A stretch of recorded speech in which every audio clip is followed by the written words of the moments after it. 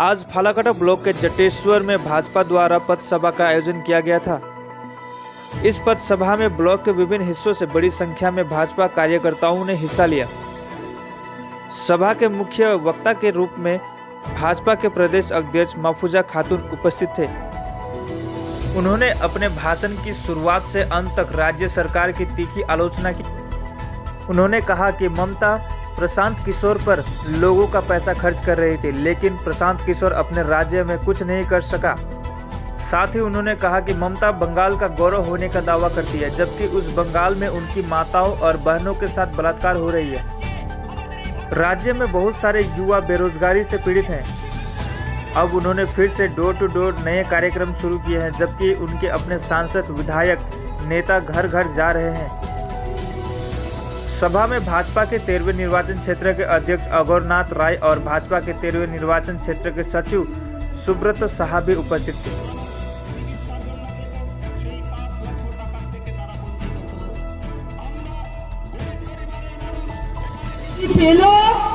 কিছুই পেল না, দিদিকে বলো রিংটন বেজেই গেল, ওপার থেকে আর কেউ ফোন তুলছে না, বলে দিদিকে বলো রিংটন বেজেই গেল, কিছুই হলো না। রাজ্যের মানুষ কি পেল? কিছুই পেল না। তার আগে ঠিক লোকসভার 23শে মে 2019 সালে লোকসভার সাধারণ ফলাফল ঘোষণা হয়েছিল। আপনারা দেখেছেন 23শে মে ছিল তারিখটা।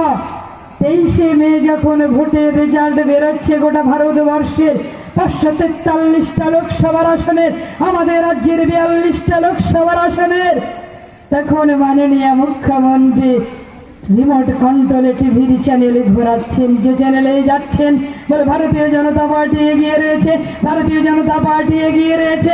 আমাদের রাজ্যেও দেখাচ্ছে 42টার মধ্যে এগিয়ে রয়েছে ভারতীয় জনতা পার্টি। এবং যখন উত্তরবঙ্গের কোচবিহার থেকে গণনা শুরু হয়েছে, কোচবিহার থেকে দক্ষিণ মালদা পর্যন্ত 8টা লোকসভার আসনের মধ্যে একটাও লোকসভার আসন জিততে পারেনি তৃণমূল কংগ্রেস।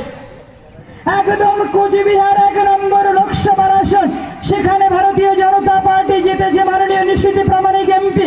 2 নম্বর আসন আলিপুরদুয়ার আসন, এখানেও ভারতীয় জনতা পার্টি মাননীয় জন বার্লা এমপি, জয়ন্ত রায় হচ্ছেন এমপি। তারপরের আসন দার্জিলিং 4 নম্বর, সেখানেও আপনারা দেখেছেন ভারতীয় জনতা পার্টি মাননীয় রাজু বিস্তা এমপি। 5 নম্বর লোকসভার আসন রায়গঞ্জ, মাননীয় কেন্দ্রীয় মন্ত্রী দেবশ্রী চৌধুরী রায়গঞ্জের এমপি। তারপরের লোকসভার আসনে বালুরঘাট, দক্ষিণ দিনাজপুর যে জেলায় আমার বাড়ি, বালুরঘাট লোকসভার আসনে ভারতীয় জনতা পার্টি জিতেছে ডক্টর সুকান্ত মজুমদার সেখানকার এমপি। তারপরের লোকসভার আসন মালদা উত্তর, সেখানে মাননীয় খগেনী মুর্মু ভারতীয় জনতা পার্টির এমপি। তারপরে লোকসভা আসনে মালদা দক্ষিণ, সেখানে কংগ্রেসের আবু হাসেম খান চৌধুরী জিতেছে। তার মানে কোচবিহার থেকে দক্ষিণ মালদা পর্যন্ত যে 8টা লোকসভার আসন রয়েছে, 8টা লোকসভার আসন মধ্যে তিনি বড় বড় গোল্লা পেয়েছেন।